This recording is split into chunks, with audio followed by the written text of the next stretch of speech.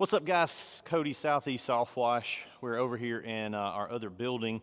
Got a little bit cooler backdrop to show off our new trailer design here. So this is something we're going to start naming some of our equipment. We have the smaller 5x10 trailer, which is a pretty cool system. This is the big boy, the 7x16. This is the biggest trailer that we build. We also have an enclosed trailer and a 6x12 open style trailer as well, along with our skid platforms that we offer. So we're trying to come up with some names and just be a little bit cooler on the naming side. We're going to call this one the Paladin. I like that name. That's pretty cool. And we're going to run through this model. This specific one has basically every bell and whistle spec'd out. So while I have one here built to that spec, I wanted to show you guys all the stuff that we could do. Now, you can take some of this stuff off. You can change it around a little bit.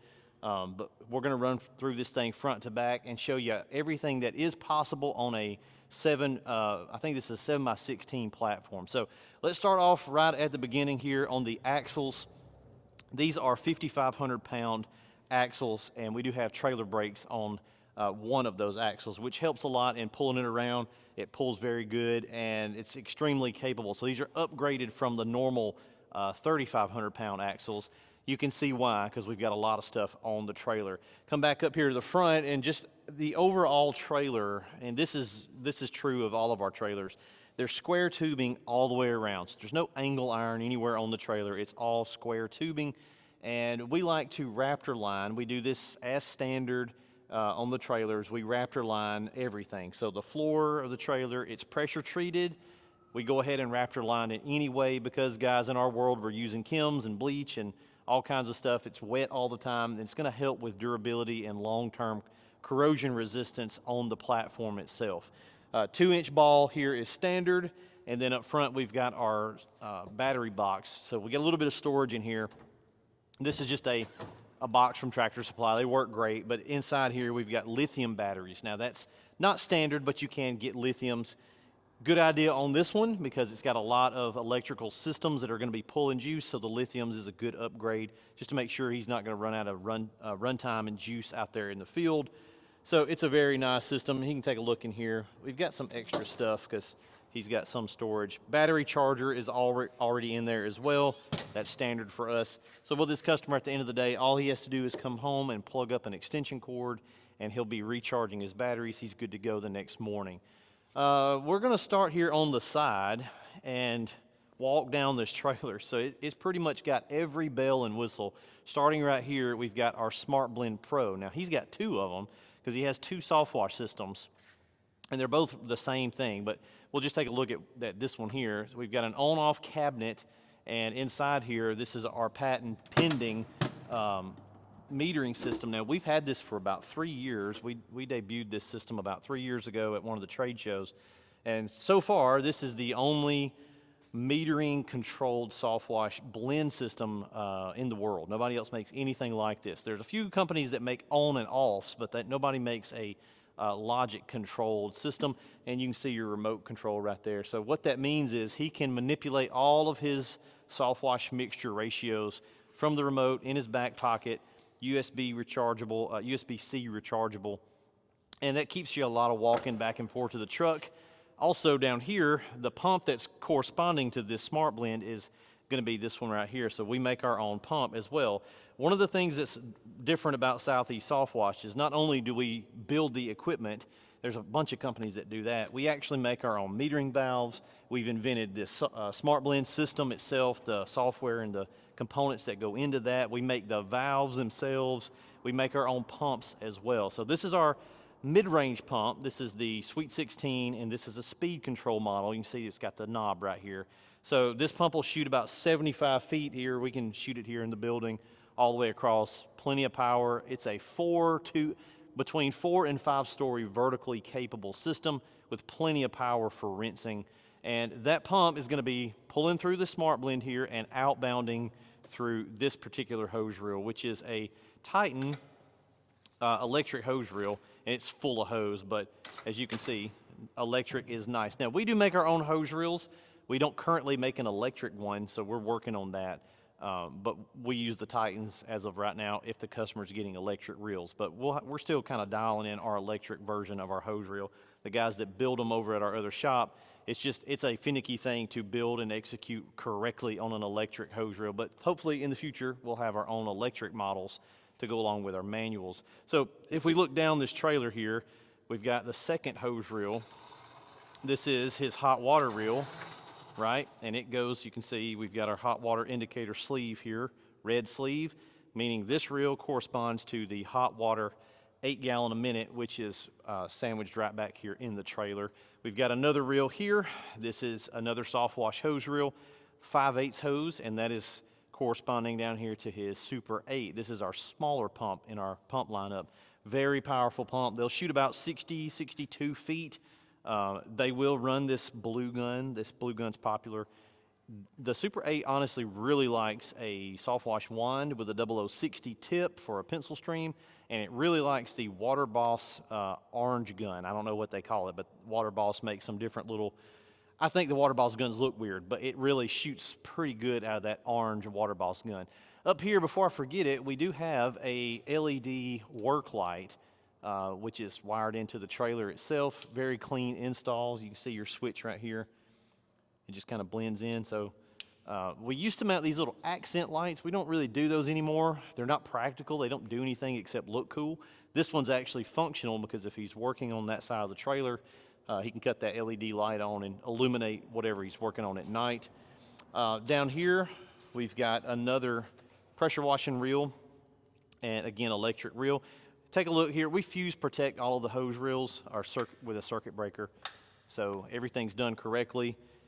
If he puts too much load on it, it'll just trip the circuit breaker. And then all the way back here on the back, 2 more electric reels, the bottom one being his feed reel. Now this has probably got 100 feet, I think, on here right now of feed hose, 5/8. He could change that out to 3/4 feed. He could add another section of hose. He's got more capacity there on that reel available to store some more feed hose, and that's taking inbound water to fill his tanks. And then this upper one here is a Tucker water-fed pole system, and we're going to take a look at that on the other side of the trailer, but the hose reel is mounted on this side, and that's going to go with these pipes up here. We really like this. This is our storage for his extension water-fed pole here, and then he's got another one, a shorter one up here, so he just slides them in. These are galvanized pipe, and then we Raptor line over that as well. So really slick, guys. We will look here at the smart streams. He's got 2 smart streams, which is going to allow for remote controlled downstream injection working off of both of his pressure washers. So this one goes with this hose reel and the hot water system, and that allows him downstream capabilities here. I think the remote, yeah, here we go. Remote control is here. So if he's out in the field, the system is on, and he can activate. Let me make sure I cut the thing on. He can activate. Now he's spraying chemical, and he can cut it back off and go back to water without having to walk back and forth to the truck. Now another cool thing that we like to do, it's very, very affordable, doesn't cost much for us to add this on, is this little 3-way valve right here. So we're already pulling chemical here. Here's our downstream injector. We like to put those right here, so they're easy to get to right there at the hose reel. When you have to replace them, it's not buried up in here, you know, it's just right there, so easy to get to. With that capability, we have this 3-way, and we can select, if it's pointed up, he's pulling on this red indicator. We got a little red zip tie. If he points it down, it's pointing down to our little green zip tie. Now what that is he's got 2 capabilities here. Red is bleach. He's downstreaming bleach, cleaning vinyl siding, house, whatever, organic stuff. And he may, on these back two tanks back here, what most of our customers that have that feature, they're gonna have degreaser. That's usually what they'll run in these auxiliary tanks, and there's a green color-coded zip tie that runs all the way back, so you can trace the hoses easily if you have to do anything. So most guys are gonna put degreaser in there, and he can downstream from both systems. They're both remote controlled, and he can downstream 2 different chemicals, bleach or whatever he wants to put in here.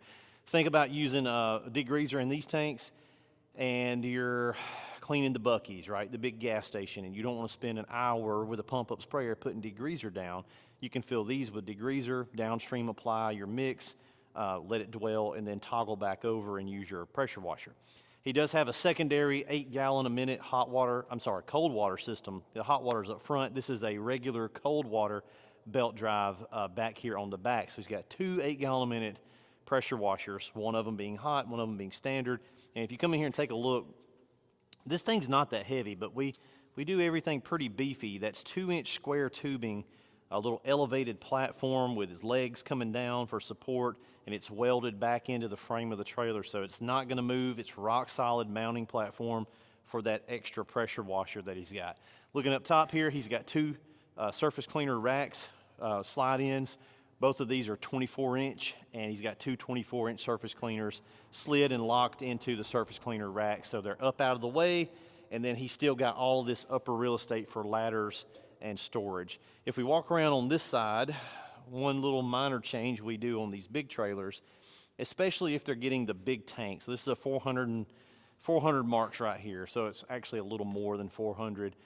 This bar cross member and this cross member are bolt in, bolt out. So if he ever has to take this tank out, he can unbolt and remove this and pull that up. Same thing with the hot water system. That way he can get things in and out. It's not stuck in there forever. Normally on the smaller trailers, the 6x12, we just weld that in and it's permanent. You will notice he's got a fire hydrant cam lock hookup here, so he can fill with a fire hydrant. Of course, his pressure washers are bypassing back to the water tank, obviously. Coming back over here to this side, we've got the Tucker system here, and this one is pump controlled. Some of these, the cheaper ones, they just run through garden hose pressure alone. This one is pump powered, so this pump is purifying water and then sending it out to that yellow little small hose reel over there. Well, the hose reel is not small, but the hose is small.